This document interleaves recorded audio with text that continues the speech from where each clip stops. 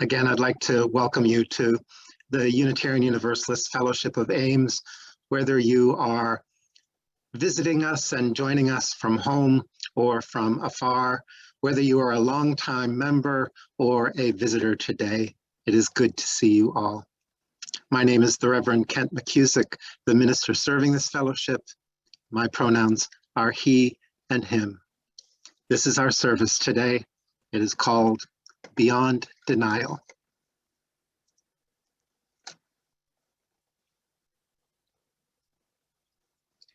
Good morning and welcome. My name is Nicole Olson and I serve on your fellowship board of directors. I want to thank all of you for being here today and extend a special welcome to any visitors with us. Please stay on after the service for our virtual coffee hour in small breakout rooms where you can introduce yourself and, if you're comfortable, join in on the conversation. If you'd like more information about the fellowship, please sign the virtual guest book on our website, uufames.org. You will find it under the Visitors tab. The fellowship is monitoring the Story County COVID positive test rate via covidactnow.org. If rates reach 15%, all in-person activities for the UUFA will immediately be transitioned to virtual only for at least the next 7 days. This will include Sunday services, religious education, and all other UUFA meetings and activities.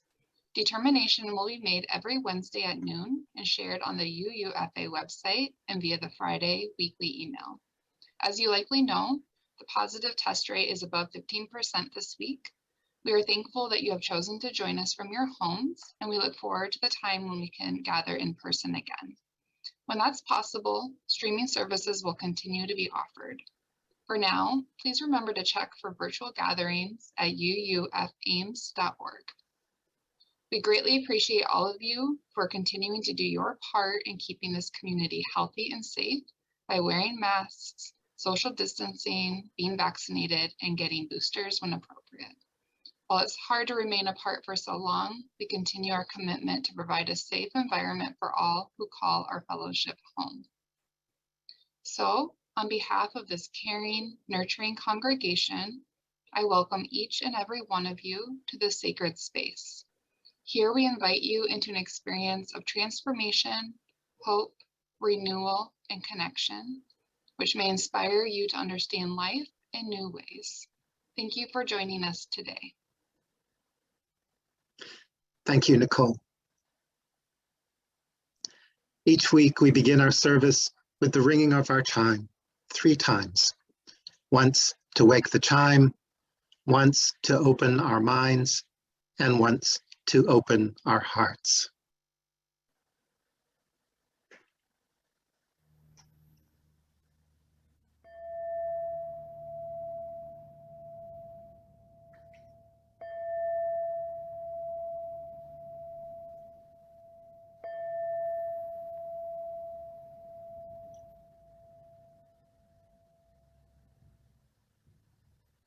In the world of the driven, let us be drawn in.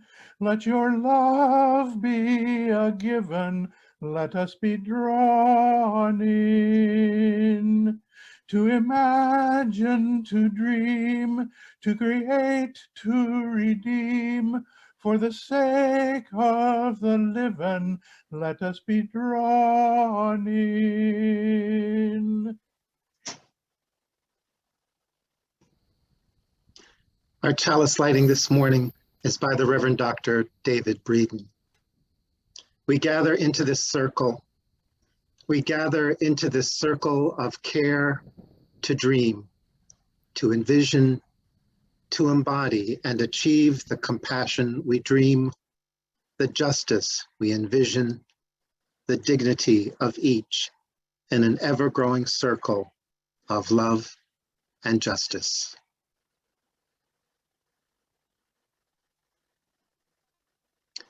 This has been a very sad and frightening week with the world news of the invasion of Ukraine. May peace and safety prevail for the people of Ukraine and for the world. I offer this musical blessing sung by Cantus, Finlandia by Sibelius.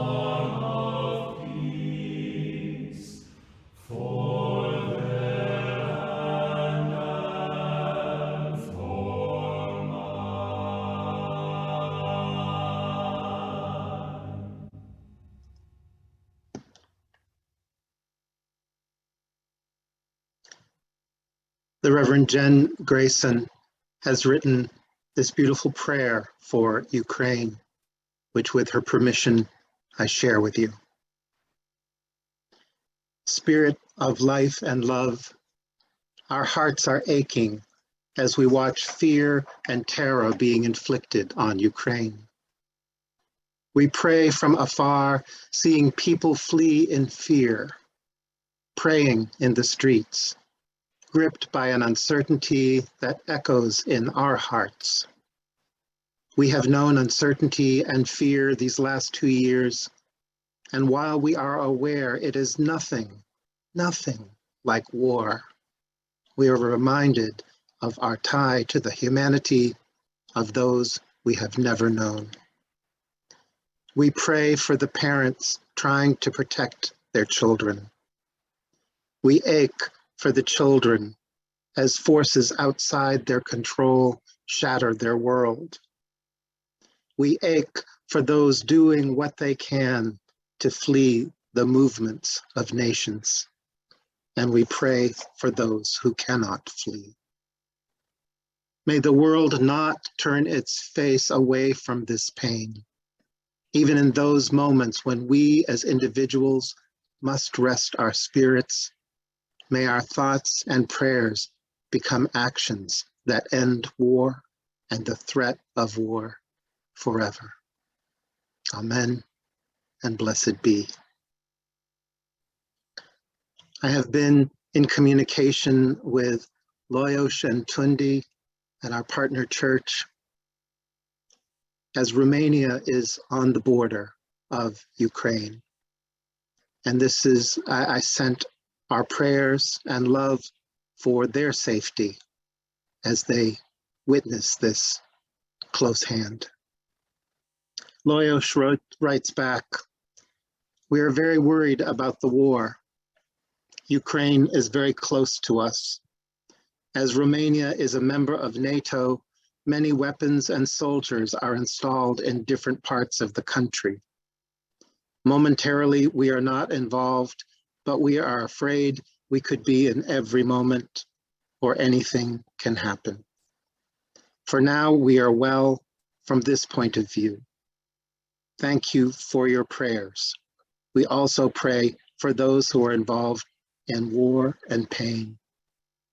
Peace, peace, peace. Love, Loyos and Tundi. As if things weren't difficult enough with that, Tundi has been very ill the last 3 weeks with kidney stones and difficulty managing her pain. And while she's been in the hospital, she also learned that her stepfather has brain cancer.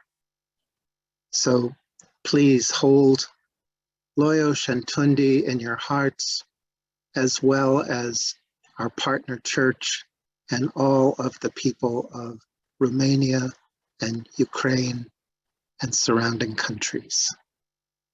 Let's have a moment of silence together.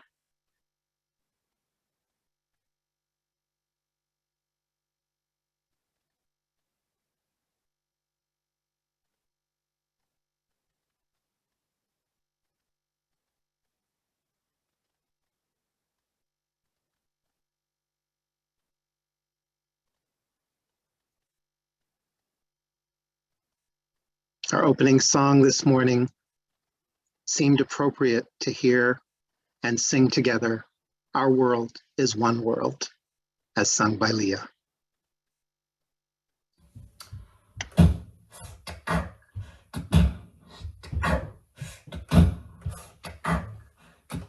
Our world is one world. What touches one affects us all. The seas that wash us round about, the clouds that cover us, the rain that falls. Our world is one world. The thoughts we think affect us all. The way we build our attitudes with love or hate we make, a bridge or wall. Our world is one world. Its ways of wealth affect us all. The ways we spend, the ways we share, who are the rich and poor, who stand or fall. Our world is one world, just like a ship that bears us all, where fear and greed make many holds, but where our hearts can hear a different call. This is all of our world, all of our world. It's all of our world. Yes, this is all of our world. It's all of our world. It's all of our world. This is all of our world.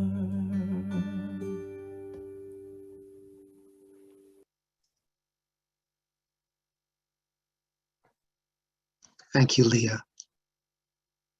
Our time for all ages this morning is a story called I Am One, a Book of Action by Susan Verde, with art by Peter H. Reynolds.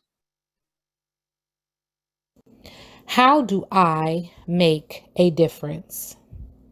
It seems like a tall order for one so small. But beautiful things start with just one seed to start a garden, one stroke to start a masterpiece, one note to start a melody.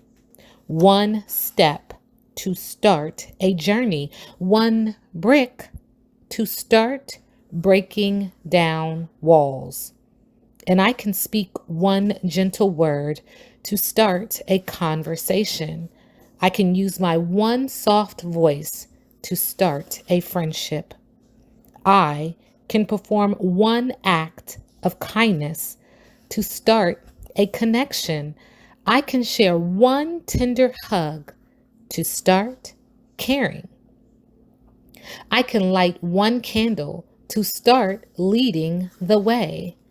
I can make one drop in the water to start ripples that become swells, then waves, traveling over oceans, across borders and boundaries, landing on distant shores to start a chain reaction, inspire a movement, make a change.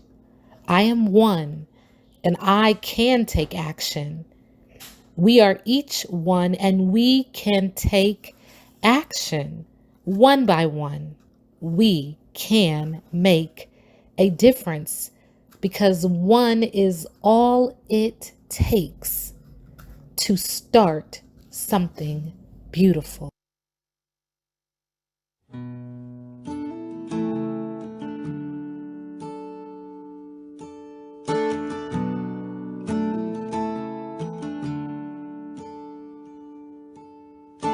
This is the sound of one voice,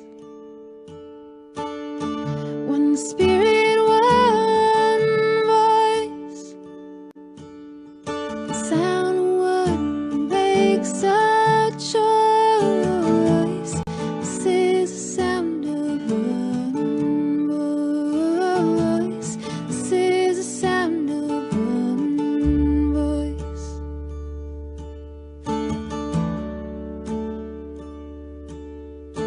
This is the sound of voices too. The sound of me singing with you, helping each other to make it through. This is the sound of voices too. This is the sound of voices too.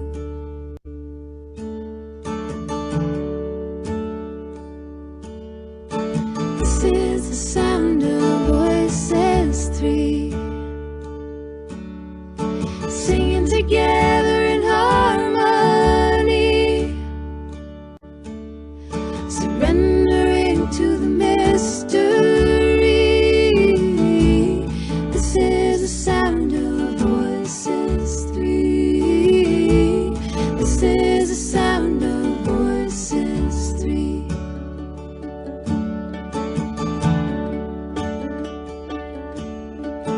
This is the sound of all of us, singing with love and the will to trust. Leave the rest behind, it'll turn to dust. This is the sound of all of us. This is the sound of all of us.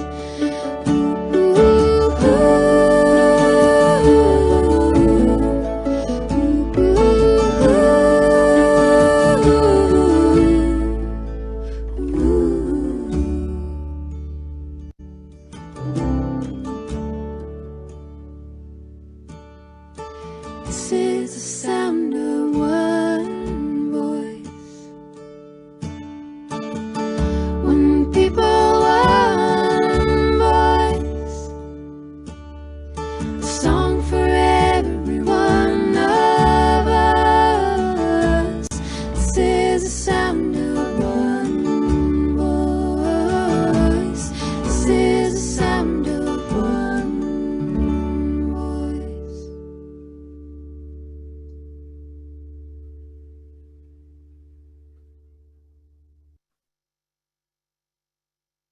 One voice can make a difference. One action can make a difference. One action by many can make significant difference. The Bethesda Community Food Pantry is our offertory recipient this month. They were established in 1983 from humble beginnings and a simple bag of groceries. Today, it gives an average 500 community households more than 15,000 pounds of food each month by partnering with the Food Bank of Iowa. Recipients of the program can visit the pantry once a month, receiving much needed food and vouchers for fresh produce. You can learn more about Bethesda Community Food Pantry at their website, BethesdaAmes.org/food pantry. And at the end of the service, you can support the important work that they do by going to uufames.org, look for the Giving tab, and thank you for your generous donation to help feed the hungry in our community.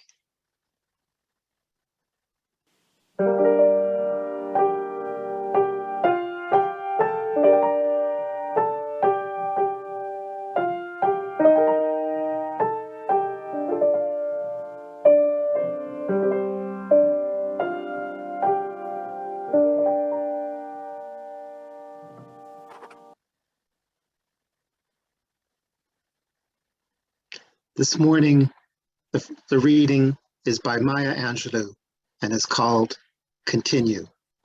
The reader is Amy Slagle. My wish for you is that you continue.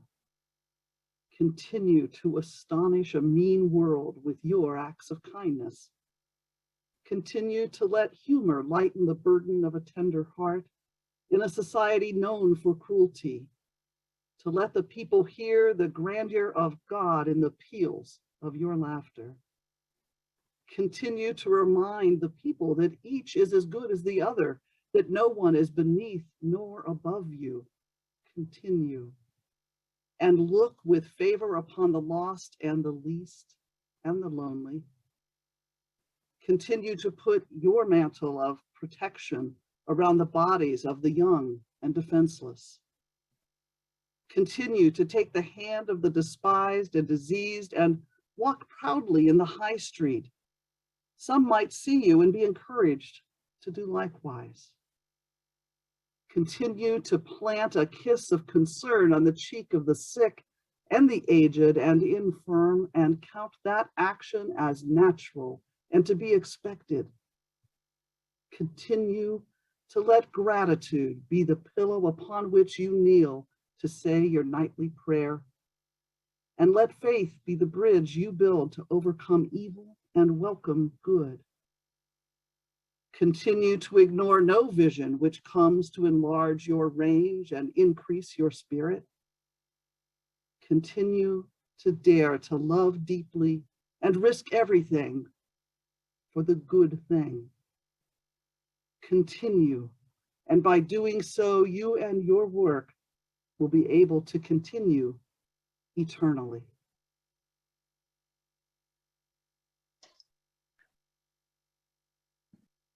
Each week, we take time in our service to share milestones, significant things that are happening in our lives that are bringing us joy or challenge or gratitude.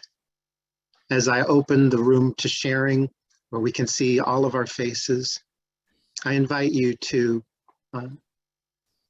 raise your hand, say your name, and share your milestone this morning, letting us know when you're finished, knowing that in this context of virtual environment, we sometimes overlap, but we'll be patient, and anyone who wishes to speak will be heard. This is our time of sharing. And I see Sam has his hand up. This is Sam Wormley, and I have a rather sad milestone. An acquaintance of mine confided in me yesterday morning that he had gotten a pop-up on his computer that said he had a Trojan and to call this number. And he called the number, and the whoever he called claimed to be the FBI and said, let me get on your computer. And he let the bad guys on his computer. And the end of this is that he took $200,000 out of his retirement account and took it to his credit union and wired it away to be gone forever. I'm done. Denny, I saw your hand up, and then Wes after Denny. Good morning. This is Carol and Denny Burrick. We'd like to light a candle and let our UU family know that we celebrated our 46th wedding anniversary this past week. I'm done.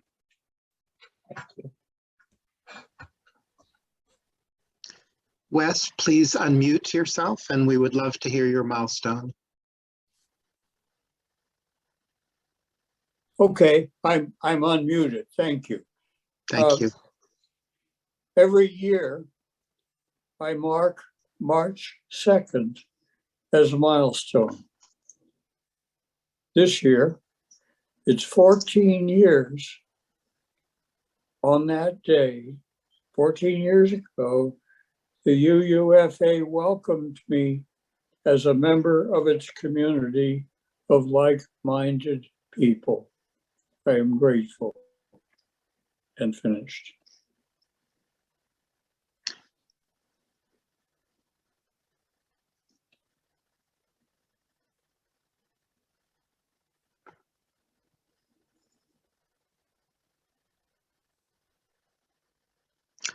Are there other milestones to share this morning?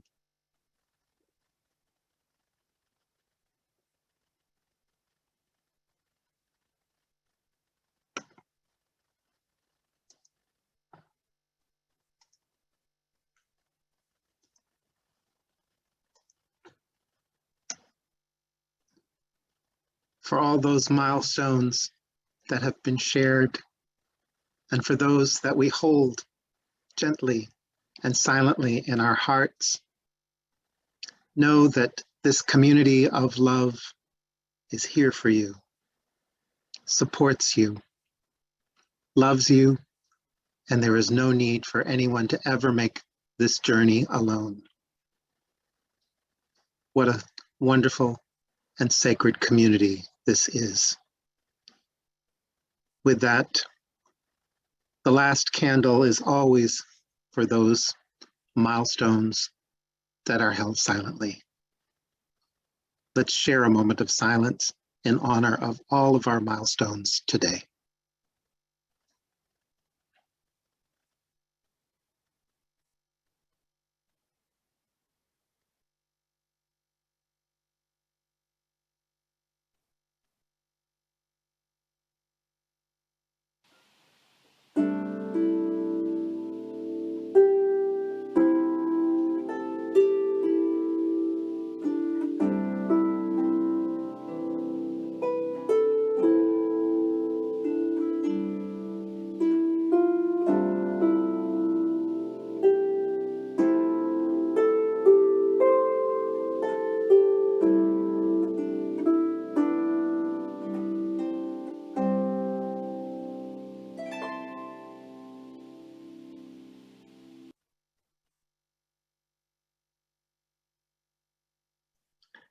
The service this morning is called Beyond Denial.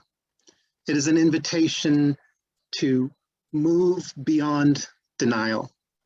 It is an invitation to shift our language away from the words, "I am not racist," to embracing the language and embodiment of being anti-racist. It is an invitation to move from inspiring our activism and caring for each other from a place of denial to a place of love. Ibram X. Kendi is the author of How to Be an Anti-Racist. He believes that there is no such thing as being not racist. In a 2020 TED Talk with Whitney Pennington Rogers and Chloe Shasa, He defines the transformative concept of anti-racism to help us more clearly recognize, take responsibility for, and reject prejudices in our public policies, workplaces, and personal beliefs. He believes that with this, we will be better able to uproot injustice and inequality in the world and replace it with love. This morning, we will hear his voice and see him in segments from this longer presentation. The first segment, he discusses what is the difference between being anti-racist and being non-racist. Sure. And so I mentioned in my talk that the heartbeat of racism is denial. And really the heartbeat of anti-racism is confession, is the recognition that to grow up in this society is to literally, at some point in our lives, probably internalize ideas that are racist, ideas that suggest certain racial groups are better or worse than others. And because we believe in racial hierarchy, because Americans have been systematically taught that Black people are more dangerous, that Black people are more criminal-like, when we live in a society where Black people are 40% of the national incarcerated population, that's going to seem normal to people. When we live in a society, in a city like Minneapolis, where Black people are 20% of the population, but more than 60% of the people being subjected to police shootings, it's going to seem normal. And so to be anti-racist is to believe that there's nothing wrong or inferior about Black people or any other racial group. There's nothing dangerous about Black people or any other racial group. And so when we see these racial disparities all around us, we see them as abnormal. And then we start to figure out, okay, what policies are behind so many Black people being killed by police? What policies are behind so many Latinx people being disproportionately infected with COVID? How can I be a part of the struggle to upend those policies and replace them with more anti-racist policies? And so it sounds like you do make that distinction then between not racist and anti-racist. And I guess, could you talk a little bit more about that and break that down?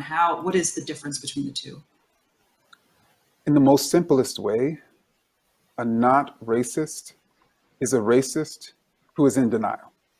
And an anti-racist is someone who is willing to admit the times in which they're being racist and who is willing to recognize the inequities and the racial problems of our society, and who is willing to challenge those racial inequities by challenging policy.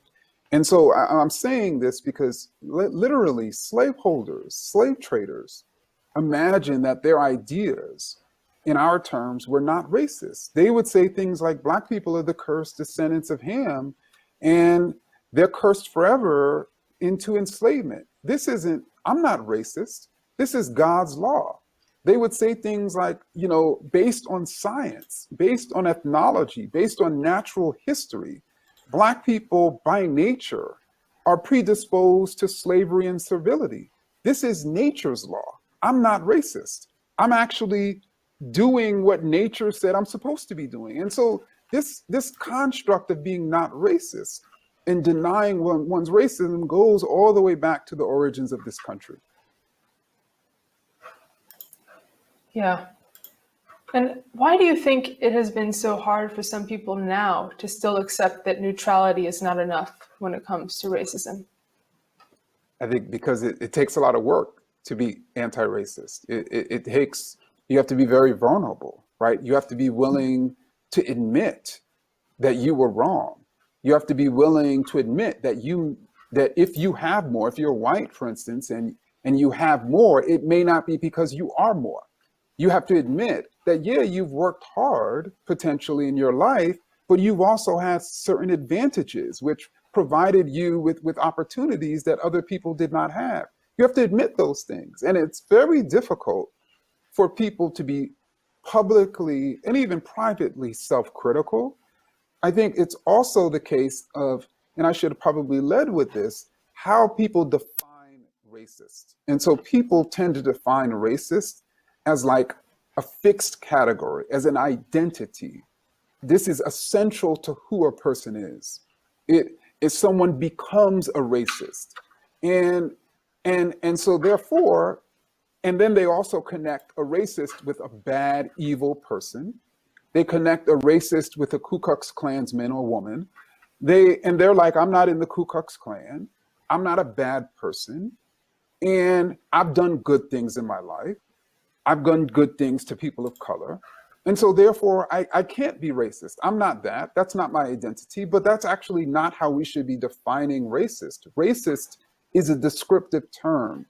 It describes what a person is saying or doing in any given moment. And so when a person in one moment is expressing a racist idea, in that moment, they're being racist when they're saying Black people are lazy.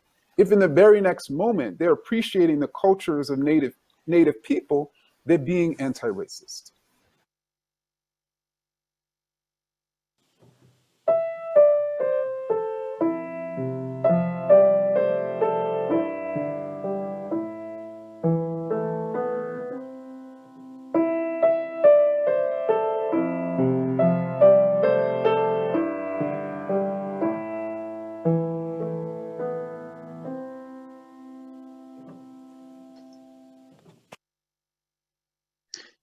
One of the things that often interrupts the work of anti-racism is fear of making a mistake.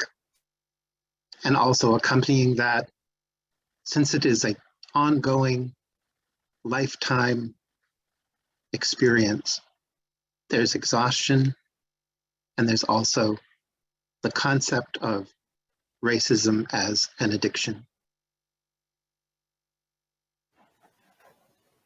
So I think part of the concern that people have about mental exhaustion is this idea that they don't ever want to make a mistake. And I think to be anti-racist is to make mistakes, and is to recognize when we make a mistake. For us, it's what's critical is to have those very clear definitions so that we can assess our words, we can assess our deeds. And when we make a mistake, we just own up to it and say, you know what, that was a racist idea. You know what, I was supporting a racist policy, but I'm going to change.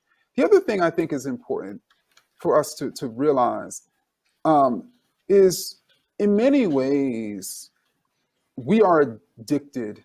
And when I say we, individuals and certainly this country is addicted to racism. And that's one of the reasons why for so many people, they're just in denial. People are usually deny their addictions. But then once we realize that we have this addiction, everyone who has been addicted, you talk to, friends and family members who are overcoming an addiction to substance abuse. They're not going to say that they're just healed, that they don't have to think about this regularly. That, someone who is overcoming alcoholism is going to say, you know what, this is a day by day process. And I take it day by day and moment by moment. And I'm actually, yes, it's difficult to restrain myself from reverting back to what I'm addicted to, but at the same time, it's liberating, it's freeing, because I'm no longer having to wallow in that addiction. And so I think, and I'm no longer having to hurt people due to my addiction. And I think that's critical. I think we spend too much time thinking about how we feel and less time thinking about how our actions and ideas make others feel. And I think that's one thing that the George Floyd video forced Americans to do, was to really see and hear, especially, how someone feels as a result of their racism.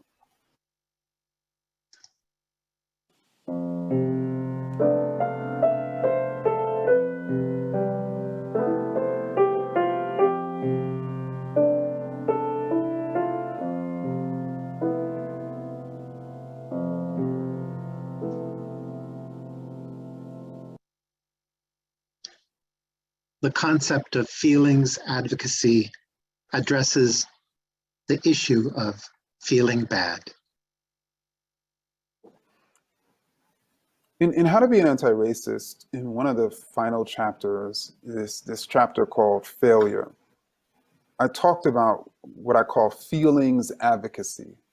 And this is people feeling bad about what's happening, what happened to George Floyd, or what happened to Ahmaud Arbery, or what happened to Breonna Taylor. They just feel bad about this country and where this country is headed. And so the way they go about feeling better is by coming to a demonstration. The way they go about feeling better is by donating to a particular organization. The way they go about feeling better is reading a book. And so if this is what many Americans are doing, then once they feel better, in other words, once the individual feels better through their participation in book clubs or demonstrations or donation campaigns, then nothing's going to change except what? Their own feelings. And so we need to move past our feelings. And this isn't to say that people shouldn't feel bad, but we should use our feelings, how horrible we feel about what is going on, to put into place, put into practice sort of policies, anti-racist power and policy. In other words, our feelings should be driving us. They shouldn't be the end all. This should not be about making us feel better. This should be about transforming this country. And we need to keep our eyes on transforming this country, because if we don't, then once people feel better after this is all over, then we'll be back to the same situation of being horrified by another video and then feeling bad, and then the cycle will only continue.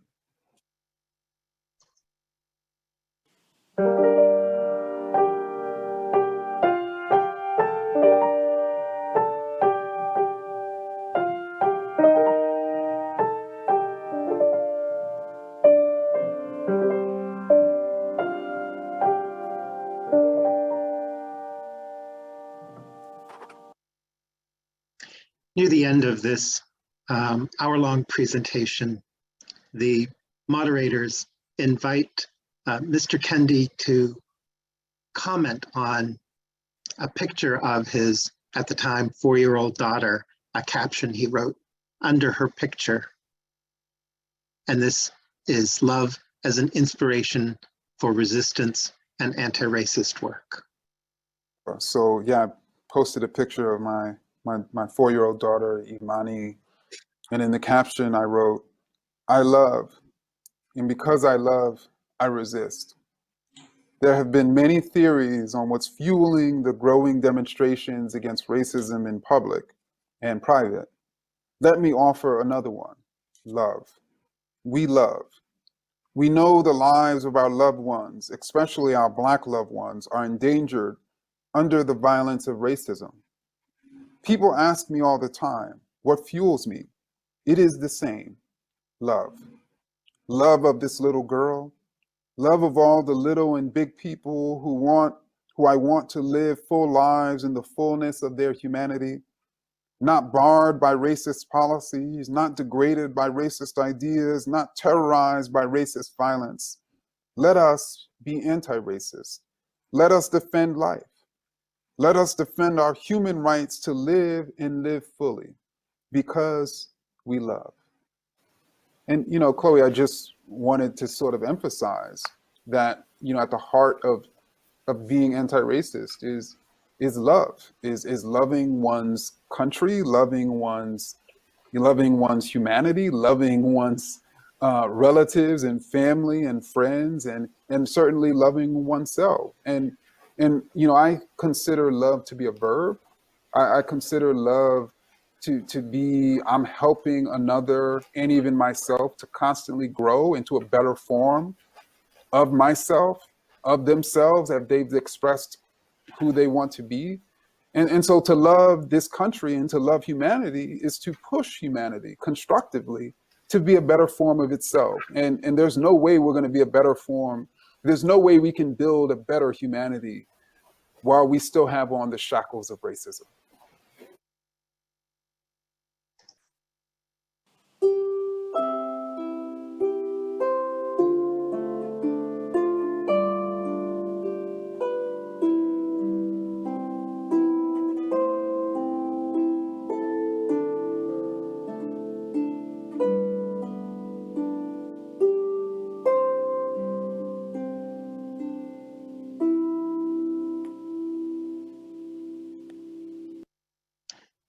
We've watched about 11 minutes from a TED Talk, which is a little over an hour long. I would encourage you to watch the whole hour. It's really a wonderful and inspiring hour, which you can find it by Googling TED 2020 Ibram X. Kendi, the difference between being not racist and anti-racist. The closing reading today is by the late Bell Hooks from her piece, Love as the Practice of Freedom. The reader is Amy Slagle. The civil rights movement had the power to transform society because the individuals who struggled alone and in community for freedom and justice wanted these gifts to be for all, not just the suffering and the oppressed. Visionary Black leaders such as Septima Clark, Fannie Lou Hamer, Martin Luther King Jr., and Howard Thurman warned against isolationism. They encouraged Black people to look beyond our own circumstances and assume responsibility for the planet. This call for communion with a world beyond the self, the tribe, the race, the nation, was a constant invitation for personal expansion and growth. When masses of Black folks started thinking solely in terms of us and them, internalizing the value system of white supremacist capitalist patriarchy, blind spots developed. The capacity for empathy needed for the building of community was diminished. To heal our wounded body politic, we must reaffirm our commitment to a vision of what King referred to in the essay, Facing the Challenge of a New Age, as a genuine commitment to freedom and justice for all. My heart is uplifted when I read King's essay. I am reminded where true liberation leads us. It leads us beyond resistance to transformation. King tells us that the end is reconciliation. The end is redemption. The end is the creation of the beloved community. The moment we choose to love, we begin to move against domination, against oppression. The moment we choose to love, we begin to move toward freedom, to act in ways that liberate ourselves and others. That action is the testimony of love as the practice of freedom.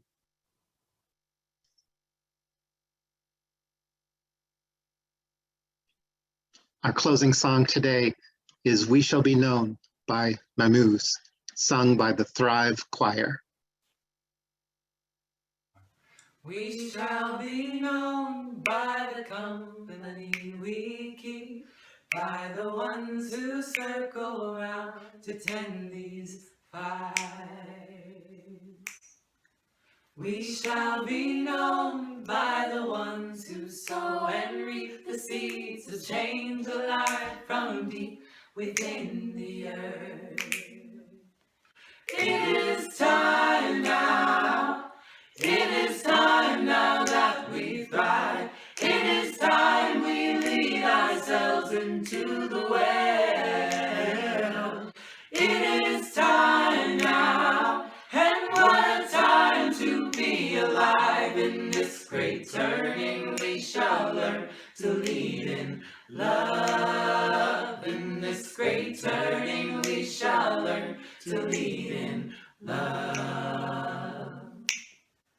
We shall be known by the company we keep, by the ones who circle round to tend these fires. We shall be known by the ones who sow and reap the seeds of change alive from deep within the earth. It is time now, it is time now that we thrive. It is time we lead ourselves into the well. It is time now, and what a time to be alive. In this great turning we shall learn to lead in love. In this great turning we shall learn to lead in love. We shall be known by the company we keep, by the ones who circle around to tend these fires. We shall be known by the ones who sow and reap the seeds of change alive from deep within the earth. It is time now, it is time now that we thrive. It is time we lead ourselves into the well. It is time now, and what a time to be alive. In this great turning we shall learn to lead in love. In this great turning we shall learn to lead in love. In this great turning we shall learn to lead in love. In this great turning we shall learn to lead in love. Yay.